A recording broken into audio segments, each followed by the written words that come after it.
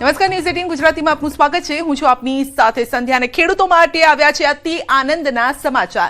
ગુજરાતની એકદમ સરહદે આવી ગયું છે ચોમાસું।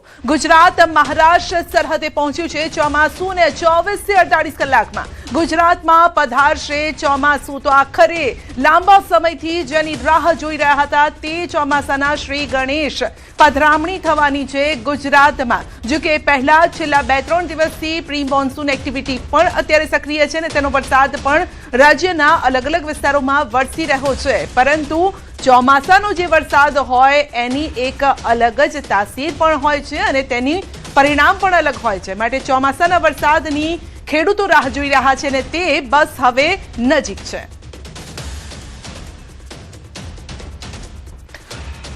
તો આખરે ચોમાસું ક્યાં પહોંચ્યું છે અને આનંદના સમાચાર ખેડૂતો માટે તો લઈને આવ્યા જ છે, કારણ કે અહીંયા લાલ અને બ્લુ કલરના પટ્ટા આપ જોઈ રહ્યા છો। એક પટ્ટો એ છે કે જે વિધિવત તેની તારીખ હોય છે અને બીજો પટ્ટો એ છે કે ક્યાં સુધી ગુજરાતમાં પહોંચશે। તો આપ જોઈ શકો છો 22 તારીખે અહીંયા મહારાષ્ટ્રની સરહદની આસપાસ એટલે કે મુંબઈ આસપાસ પહોંચ્યું હતું ચોમાસું અને 23 તારીખે બસ હવે ગુજરાતના ખૂણે અહીંયા ગુજરાતનો આ મેપ છે, દક્ષિણ ગુજરાતનો આ પટ્ટો છે અને બસ આ ખૂણા પર પહોંચ્યું છે ચોમાસું। બસ હવે અહીંયા કહેવાય ને કે ઠેકડો મારવાની જ વાર છે।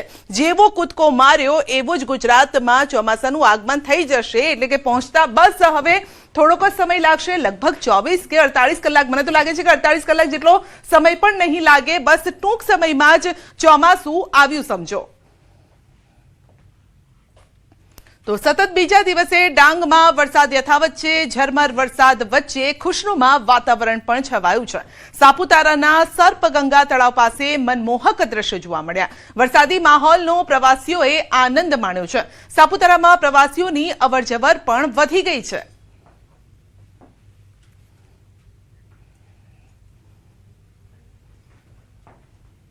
વલસાડ જિલ્લામાં સતત બીજા દિવસે વરસાદી માહોલ છે। વલસાડ શહેર સહિત આસપાસના ગામોમાં વરસાદ વરસી રહ્યો છે।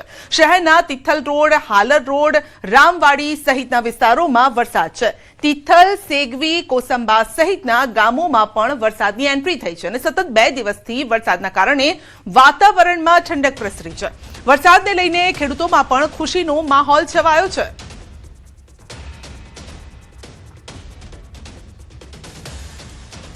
તો દેશમાં પણ મેઘરાજા સટાસટી બોલાવી રહ્યા છે। નલબારી, આસામના નલબારીમાં મેઘરાજાએ સટાસટી બોલાવી છે।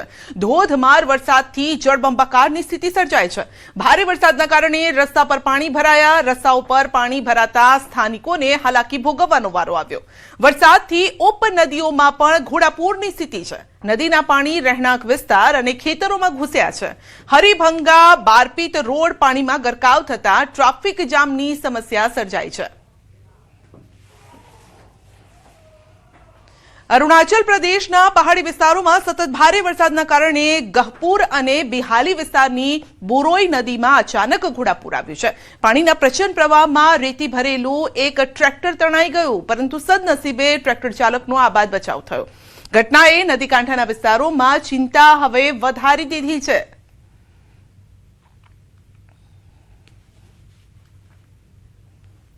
તમિલનાડુની વાત કરીએ તો કાલા વરાયણ પર્વતીય વિસ્તારમાં ભારે વરસાદ છે।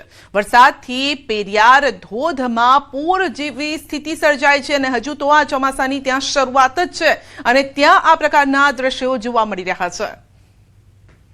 તો પેરિયાર ધોધ અત્યારે કહેવાય કે અત્યારે જે પાણી છે એ સ્વચ્છ નથી દેખાઈ રહ્યું, કારણ કે પાણી ઘસાઈને આવી રહ્યું છે, માટે માટીનો પ્રવાહ પણ તેમાં છે અને જેના કારણે અત્યારે આ ધોધનો રંગ આવો દેખાઈ રહ્યો છે। પરંતુ થોડા સમય બાદ એકદમ સફેદ રંગ છવાઈ જશે, જાણે કે દૂધની ધારા વહેતી હોય તેવા દ્રશ્યો આવનારા સમયમાં પણ જોવા મળશે। પરંતુ શરૂઆતમાં જ આ ધોધ સક્રિય થઈ ગયો છે। તો કાલા વરાયણ પર્વતીય વિસ્તારમાં ભારે હિમવર્ષા થઈ અને જેના કારણે પેરિયાર ધોધમાં પૂર જેવી સ્થિતિ છે। પશ્ચિમ બંગાળમાં વહેલી સવારથી જ વરસાદ છે અને જલપાઈગુડીમાં મુશળધાર વરસાદ છે। તો ભારે વરસાદના કારણે તીસ્તા નદીનું સ્તર વધ્યું છે। મેખલીગંજ વિસ્તારમાં વરસાદનું રેડ એલર્ટ છે। જલધકા નદીનું પાણીનું સ્તર પણ વધી ગયું છે। ભૂતાનના પહાડી વિસ્તારમાં સતત વરસી રહ્યો છે વરસાદ। ભારે વરસાદના કારણે ડુઆર્સના ચેંગમારી, ચા બાગાન વિસ્તારમાં આવેલી કાલીખોલા નદીનું જળસ્તર જોખમી રીતે વધી ગયું છે. નદી પરનો એકમાત્ર પુલ ગત વર્ષના પૂરમાં તણાઈ જતા માના લાઈન ગામના વિદ્યાર્થીઓ માટે શાળાએ પહોંચવું મુશ્કેલ બન્યું. ને આવી પરિસ્થિતિમાં વિદ્યાર્થીઓના શિક્ષણમાં વિક્ષેપ ન પડે તે માટે શિક્ષક શિક્ષિકાઓ પોતે કમર સુધીના પાણીમાં ઉતરી બાળકોને ખભે બેસાડી નદી પાર કરાવી રહ્યા છે. રજા બાદ પણ તેઓ બાળકોને સુરક્ષિત રીતે ઘરે પહોંચાડી રહ્યા છે. અને આ દ્રશ્યો સોશિયલ મીડિયામાં વાયરલ થતા શિક્ષકોની સમર્પિત કામગીરીની પ્રશંસા થઈ રહી છે, જ્યારે કે ગ્રામજનો તાત્કાલિક નવો પુલ બનાવવા માટે માંગ કરી રહ્યા છે.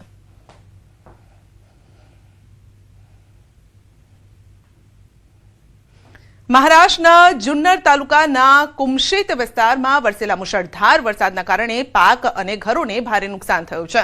અડધા કલાકમાં પડેલા ભારે વરસાદના કારણે સ્થાનિક નદીઓમાં પૂર જેવી સ્થિતિ સર્જાઈ છે, જેના લીધે સમગ્ર વિસ્તાર પાણી થઈ ગયો છે. અને આ વરસાદની સૌથી વધુ અસર કુમશેત, ઠાકરવાડી, પાંગરીમથા વિસ્તારમાં જોવા મળી છે, જ્યાં કેટલાય ઘરમાં પાણી ઘૂસી ગયા અને અચાનક આવેલી આફતના કારણે ખેતરો પણ સંપૂર્ણપણે પાણીમાં ગરકાવ થઈ ગયા છે. છત્તીસગઢના ધમતરીમાં ચોમાસાના પ્રથમ વરસાદી ઝાપટાએ જોરદાર એન્ટ્રી કરી છે. લગભગ 1 કલાક સુધી મુશળધાર વરસાદ વરસ્યા બાદ મોડી રાત સુધી ધીરો વરસાદ ચાલુ રહ્યો અને જેના કારણે લોકોને ગરમીથી રાહત મળી. જો કે બીજી તરફ ભારે વરસાદના કારણે શહેરના આમાપારા અને મુખ્ય માર્ગો પર પાણી ભરાઈ જતા જનજીવન પ્રભાવિત થયું છે. અનેક ગલીઓ નહેર જેવી દેખાઈ રહી હતી અને રસ્તાઓ પર પાણી ભરાવાથી લોકોને અવરજવરમાં ભારે મુશ્કેલીનો પણ સામનો કરવો પડ્યો. તો દેશના પૂર્વ અને પશ્ચિમ કિનારાના કેટલાક ભાગોમાં ચોમાસાએ ધમાકેદાર એન્ટ્રી કરી લીધી છે, જેના કારણે તાપમાનમાં નોંધપાત્ર ઘટાડો થતા લોકોને ભીષણ ગરમીથી મોટી રાહત મળી છે. ખાસ કરીને લોકપ્રિય પર્યટન સ્થળ ગોવાના ઘણા વિસ્તારમાં 21 જૂન સાંજથી ઝરમર અને હળવો વરસાદ શરૂ થયો અને જેથી ત્યાંનું વાતાવરણ મનમોહક બન્યું છે. ગોવાની મુલાકાતે આવેલા પ્રવાસીઓ પણ અનોખા અને મનમોહક વાતાવરણનો ભરપૂર આનંદ માણી રહ્યા છે.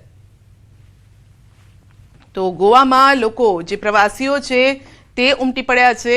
ઘણાનું વેકેશન બસ હવે પૂર્ણ થવા આવ્યું છે, પરંતુ છેલ્લું વેકેશનના આ દિવસો પણ લોકો માણી રહ્યા છે. અને ખાસ કરીને ચોમાસા પહેલા પણ લોકો ત્યાં જતા હોય છે. ચોમાસા કારણ કે પ્રી મોન્સૂન એક્ટિવિટી શરૂ થઈ જતી હોય, પછી ચોમાસું બેસી જતું હોય છે. વાતાવરણ પણ અહીં આહલાદક બન્યું છે. જોરદાર પવન સાથે વરસાદ વરસ્યો. તો પ્રવાસીઓએ કુદરતી સૌંદર્યનો આનંદ માણ્યો હતો. તો પવન પણ ફૂંકાયો. પવનની સાથે વરસાદની એન્ટ્રી થઈ. ક્યાંક ઝરમર વરસાદ વરસ્યો ગોવામાં, તો ક્યાંક ધોધમાર વરસાદ વરસ્યો. ગાંધીનગરના માણસામાં વધુ એક પોલીસ કર્મીની આત્મહત્યાની ઘટના સામે આવી છે. માણસા પોલીસ સ્ટેશનમાં ફરજ બજાવતા યુવા પોલીસ કર્મીએ ગળે ફાંસો ખાઈને જીવન ટૂંકાવ્યું. તાજેતરમાં સેક્ટર 7 પોલીસ સ્ટેશનમાંથી બદલી થઈ તેઓ માણસા પોલીસ સ્ટેશનમાં ફરજ સંભાળી હતી. પારિવારિક પ્રશ્નોના કારણે આ પગલું ભર્યું હોવાની પ્રાથમિક માહિતી મળી રહી છે. ઘટનાના પગલે પોલીસ વિભાગમાં શોક અત્યારે પ્રવર્તી ગયો છે, જ્યારે કે પોલીસે અકસ્માતે મોતનો ગુનો નોંધી વધુ તપાસ હાથ ધરી છે.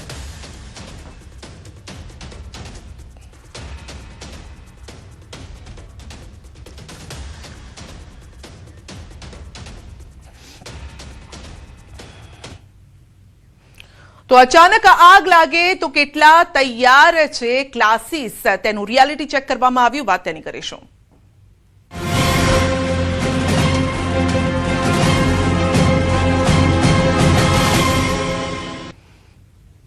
રાજકોટમાં ન્યૂઝ 18 ગુજરાતીની ટીમ પહોંચી ક્લાસીસમાં અને રિયાલિટી ચેક કર્યું. ક્લાસીસની બહાર ફાયરના સાધનો તૂટેલી હાલતમાં જોવા મળ્યા. આગ બુઝાવવા માટેની પાણીની પાઇપલાઇન પણ તૂટેલી હતી. અન્ય ક્લાસીસની બહાર પણ ફાયર સુવિધાનો અભાવ હતો. દુર્ઘટના સર્જાય તો ફાયર એક્ઝિટનો પણ અભાવ છે. રાજકોટમાં ન્યૂઝ 18ની ટીમ દ્વારા વિવિધ ટ્યુશન ક્લાસીસમાં રિયાલિટી ચેક કરવામાં આવતા ચોંકાવનારા દ્રશ્યો સામે આવ્યા. શહેરના બેકબોન વિસ્તારમાં ક્લાસીસ બહાર ફાયરના સાધનો તૂટેલી હાલતમાં હતા. ત્રીજા માળે ચાલતી આ ક્લાસીસમાં જો કોઈ દુર્ઘટના સર્જાય તો જવાબદાર કોણ, આ એક મોટો સવાલ છે. ઉત્તર પ્રદેશના લખનૌમાં જે અગ્નિકાંડ થયો છે તે બાદ ન્યૂઝ 18ની ટીમ દ્વારા અત્યારે રિયાલિટી ચેક કરવામાં આવી રહ્યું છે. હાલ જે રીતના વાત કરવામાં આવે તો રાજકોટ શહેરના જે અલગ અલગ વિસ્તારોમાં ક્લાસીસો આવેલા છે ત્યાંના દ્રશ્યો છે. હાલ આ જે દ્રશ્યો છે તે રાજકોટ શહેરના મવડી વિસ્તારના આવેલા જે દ્રશ્યો છે. અહીંયા જે બેકબોન ચોક છે ત્યાં અલગ અલગ ક્લાસીસ આવ્યા છે. આ ક્લાસીસ સાંજના સમયે જે ચાલુ હોય છે, પરંતુ અત્યારે જે રીતે જોવામાં આવે તો અહીંયા ફાયર સેફટી જે ફાયર સાધનો છે તે ક્યાંક જોવા નથી મળી રહ્યા. અત્યંત બિસ્માર હાલતમાં જોવા મળી રહ્યા છે. આ જુઓ, આ છે ફાયર ઓલવવા માટેનો આ જે પાણીનો પાઇપ છે તે પાઇપની હાલત જે રીતે જોઈ શકો છો. અહીંયા કદાચ આગ લાગી હોય તો આ પાઇપ દ્વારા આગ છે તે કાબુમાં પણ ના આવી શકે, કેમ કે આ ભાગ છે તે એકદમ તૂટી ગયેલો છે. અહીંયા જે ફાયરની બોટલો હોવી જોઈએ તેવી કોઈ બોટલો આ જગ્યાએ જોવા નથી મળી રહી. એના કારણે ક્યાંક ફાયર સેફટીની ઉણપ છે તે સ્પષ્ટ રીતે જોવા મળી રહી છે. ખાસ કરીને જે રીતના લોકો છે તે પોતાના બાળકોને મોકલતા હોય છે, ક્લાસીસમાં મોકલતા હોય છે, ક્લાસીસ સંચાલકોના વિશ્વાસે મોકલતા હોય છે, પરંતુ આ સમયે જો કોઈ દુર્ઘટના બને તો શું? કેમ કે અહીંયા અન્ય ગેટ પણ નથી. જો કોઈ અંદરની સાઈડ આગ લાગે તો વિદ્યાર્થીઓ છે તે આ ત્રીજો માળ છે, એટલે કે જમીનથી જે છે ખૂબ જ ઊંચાઈ ઉપર છે, અને અહીંથી જો બાળકોને જીવ બચાવવા માટેનો અન્ય કોઈ રસ્તો રહેતો નથી. એટલા માટે ક્યાંક હજુ પણ રાજકોટનું ફાયર વિભાગ છે તે પણ ઘોર નિંદ્રામાં સૂતું હોય તેવા દ્રશ્યો સામે આવી રહ્યા છે. ખાસ કરીને રાજકોટમાં જ્યારે ટીઆરપી અગ્નિકાંડની ઘટના બની હતી ત્યારબાદ તંત્ર જે તે સમયે સફાળું જાગ્યું હતું અને તાત્કાલિક નોટિસો આપી હતી, પરંતુ આ ઘટના જાણે રાજકોટનો જે ફાયર વિભાગ છે તે ભૂલી ગયું હોય તેવા દ્રશ્યો પણ અત્યારે સામે આવી રહ્યા છે. હાર્દિક જોશી, ન્યૂઝ 18 ગુજરાતી, રાજકોટ. તો લખનૌમાં કોચિંગ સેન્ટરમાં આગ લાગ્યા બાદ ન્યૂઝ 18 ગુજરાતીએ વડોદરામાં રિયાલિટી ચેક કર્યું. ન્યૂઝ 18 સયાજીગંજ વિસ્તારમાં આવેલ મુક્તિધામ કોમ્પ્લેક્સમાં પહોંચ્યો. અહીં ડેરી ડેન્સ સર્કલ પાસે આવેલા કોમ્પ્લેક્સમાં જોખમી રીતે 2 કોચિંગ ક્લાસ ચાલે છે.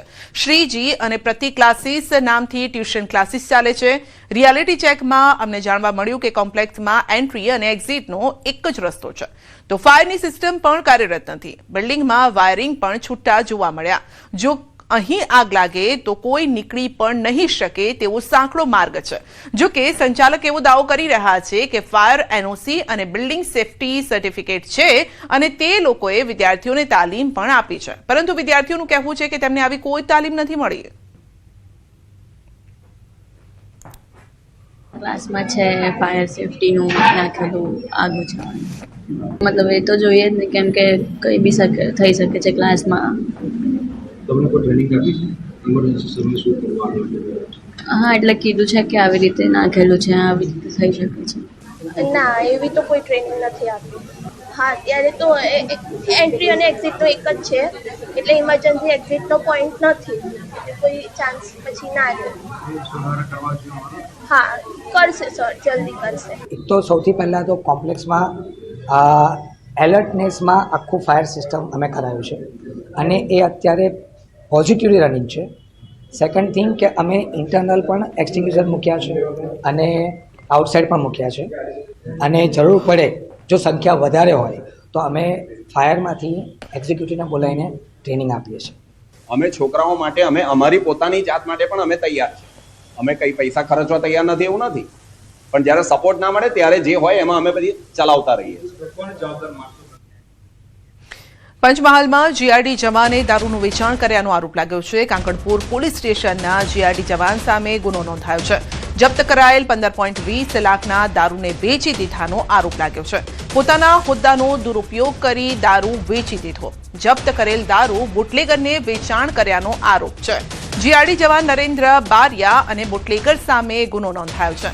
તો ગુનામાં ઉપયોગમાં લેવાયેલી ઇકો કાર પણ કબજે કરાઈ છે. 4 જીઆરડી જવાન અને 1 બુટલેગરની ધરપકડ કરાઈ છે. વધુ અપડેટ મેળવીશું સંવાદદાતા રાજેશ પાસેથી. જી રાજેશ, જીઆરડી જવાન દારૂ વેચતો હતો તેવો આરોપ.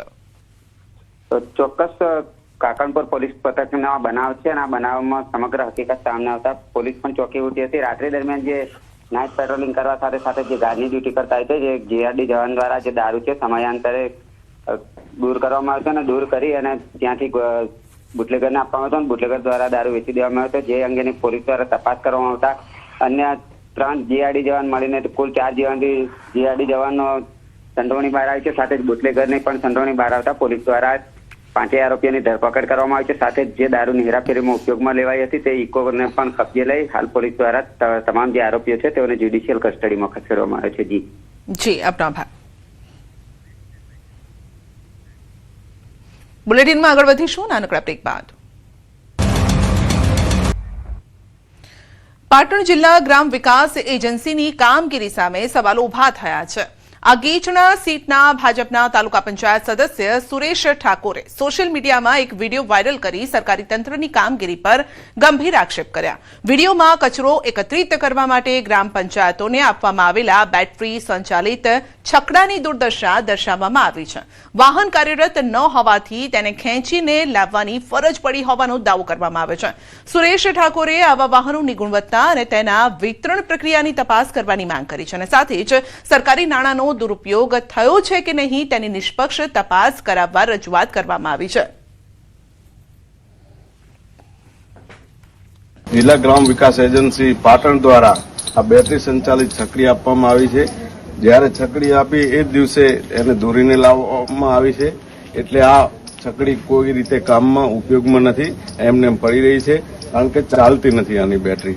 એટલે આને રિપેર કરવામાં આવે ને આવી જેટલી પણ છકડીઓ તાલુકામાં આપી હોય એનું સર્વે કરવામાં આવે અને જેટલી પણ બગડેલી છકડીઓ હોય એને રાજ્યમાં 24મા શાળા પ્રવેશોત્સવ અને કન્યા કેળવણી મહોત્સવનો ગાંધીનગરથી પ્રારંભ કરાવવામાં આવ્યો.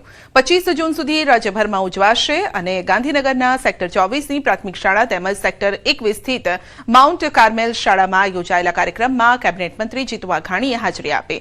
તેમણે જણાવ્યું છે કે મુખ્યમંત્રીના નેતૃત્વમાં શરૂ થયેલા આ અભિયાનથી શિક્ષણ ક્ષેત્રે નોંધપાત્ર પરિવર્તન આવ્યું છે. રાજ્યમાં 28 લાખથી વધુ બાળકોને બાલવાટિકા તથા શાળાઓમાં પ્રવેશ આપવામાં આવશે. ગાંધીનગરમાં પ્રાથમિક અને માધ્યમિક કક્ષાએ આશરે 15,000 વિદ્યાર્થીઓ નવા શૈક્ષણિક વર્ષમાં પ્રવેશ મેળવશે. દીકરીઓ ભણે અને સમાન હક મળે આ ભાવ સાથે યાત્રા શરૂ કરી આજે મુખ્યમંત્રી ભૂપેન્દ્રભાઈના નેતૃત્વની અંદર સમગ્ર રાજ્યમાં 3 દિવસ માટે તમામ અધિકારી, પદાધિકારી, પ્રતિનિધિશ્રીઓ, માંડી ગૃહ અને સહકારિતા મંત્રી, આપણું ગૌરવ એ પણ શાળા પ્રવેશોત્સવમાં આવવાના છે. મને આનંદ છે કે 28 લાખથી વધારે વિદ્યાર્થીઓ એ આજે એક સાથે બાલવાટિકામાં, નંદઘર અને ધોરણ 1માં પ્રવેશ પામી રહ્યા છે.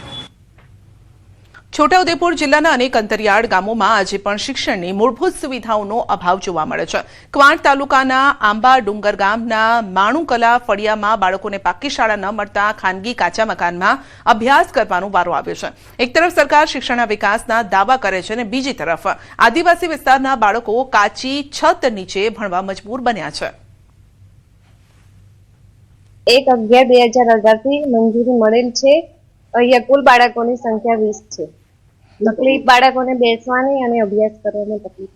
અમારી તો માંગ એવી છે કે જલ્દીથી શાળામાં કે મકાન બને એવી અમારી અપેક્ષા છે ગામવાળાની. અમારી માનુકલા પ્રાથમિક શાળા આવેલી છે. 2018 થી આ શાળા કાર્યરત છે. હાલ 8 વર્ષ પૂર્ણ થવા આવ્યા, પરંતુ આજ સુધી કોઈ અધિકારી કે કોઈ પણ અહીં પાકી શાળા બનાવવાનું કોઈ ધ્યાન દોર્યું નથી. આજના તારીખે 8 વર્ષ થવા આવે છે અમારા છોકરા ભણાવવા માટે. બેન પણ આવે છે બિચારી ત્યાંથી હાપેશ્વરથી સમાસામાં ચાલતી પણ આવે. એ પ્રમાણે અમે સરકાર જોડે માંગીએ છીએ અમે કે અમારા છોકરા ભણે એમ કરીને અમે ઘણી વખત અમે સરકાર જોડે અમે ફાઇલો બનાવીને આપીને.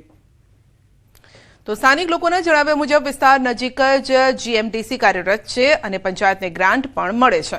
પંચાયતની મળતી આ ગ્રાન્ટમાંથી પણ પાકી શાળા બની શકે તેમ છે તેવું ગ્રામ પંચાયતના સરપંચનું કહેવું છે. જોખમી શાળામાં અભ્યાસ કરતા વિદ્યાર્થીઓની જાણ કોંગ્રેસના પૂર્વ વિધાનસભાના નેતાને પણ કરવામાં આવી છે. તેમણે કહ્યું છે કે જો જોખમી શાળામાં અભ્યાસ કરતા બાળકોને નુકસાન થશે તો જવાબદાર સરકાર રહેશે.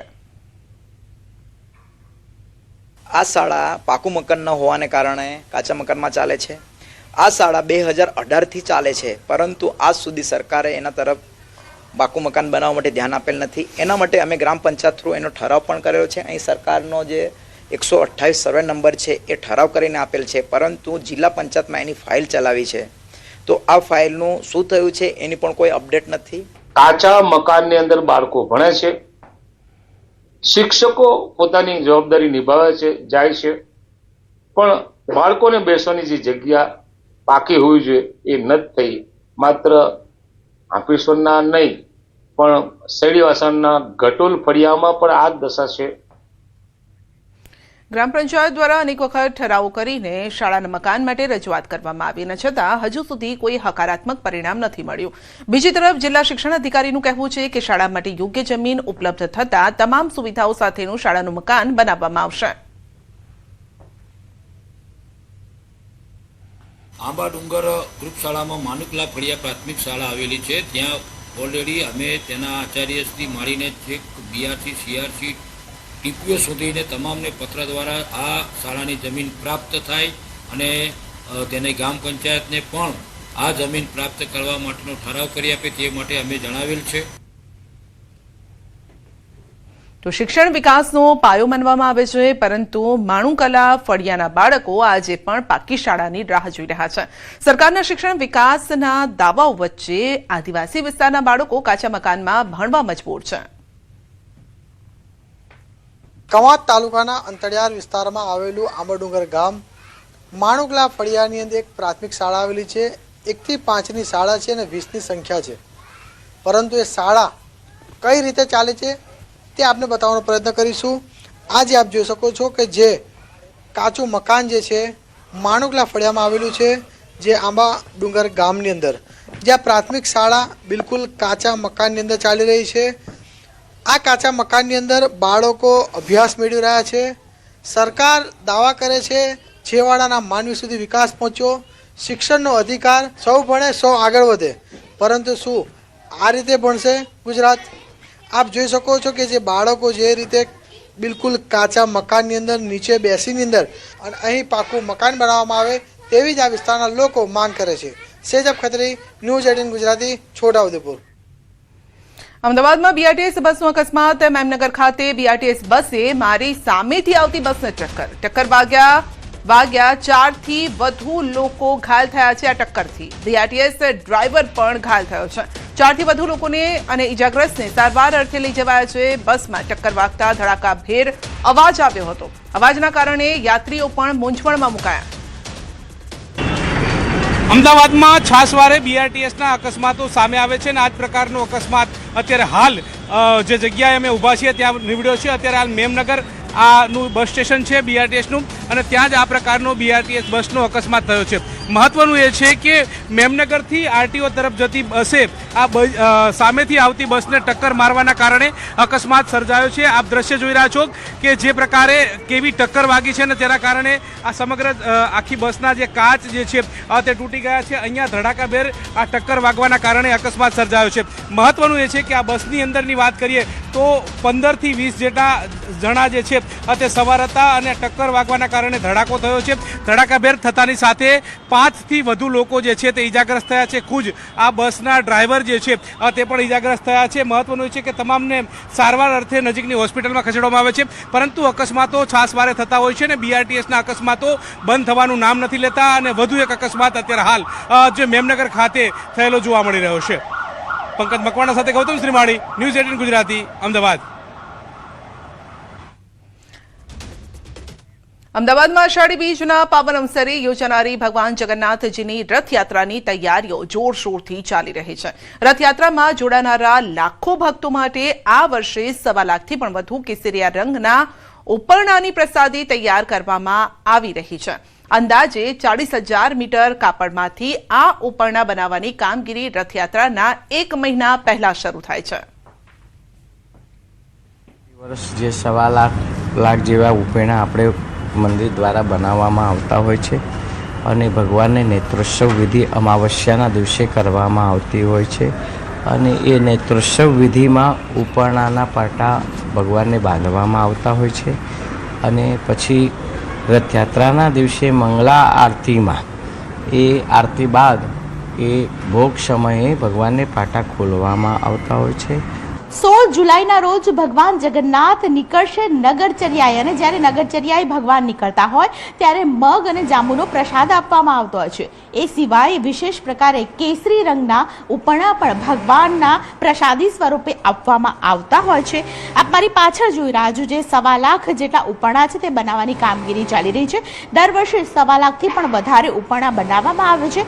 રથયાત્રા આવે તે પહેલા જળયાત્રા આવતી હોય છે, તો જળયાત્રાથી લઈને રથયાત્રા રથયાત્રા સુધી તમામને આ ઉપરણા આપવામાં આવતા હોય છે. વર્ષ દરમિયાન પણ આ ઉપરણા જે છે, જે પણ લોકો આવે, જે પણ ભક્તો આવે, તેમને આપવામાં આવતા હોય છે. આ ઉપરણાનું વિશેષ મહત્વ છે. એવું કહેવામાં આવે છે કે આ ઉપરણા જે છે તે ધન ધાન્યની જગ્યા ઉપર રાખો તો ક્યારે ધન ધાન્ય ખૂટતા નથી. લોકો અલગ અલગ માન્યતા પ્રમાણે ખાસ કરીને ઉપરણા પોતાના ઘરે રાખતા હોય છે. તેને બનાવવાની વિશેષ પ્રકારની કામગીરી છે તે વર્ષ દરમિયાન તો થતી હોય છે, પરંતુ રથયાત્રા પૂર્વે 1.5 લાખથી પણ વધારે ઉપરણા બનાવવામાં આવે છે, જે લોકોને પ્રસાદી સ્વરૂપે આપવામાં આવતા હોય છે. કેમેરા પર્સન અમિત શર્મા સાથે દીપિકા ખુમાણ, ન્યૂઝ 18 ગુજરાતી, અમદાવાદ. બુલેટિનમાં અત્યારે બસ આટલું જ. રજા આપશો. નમસ્કાર.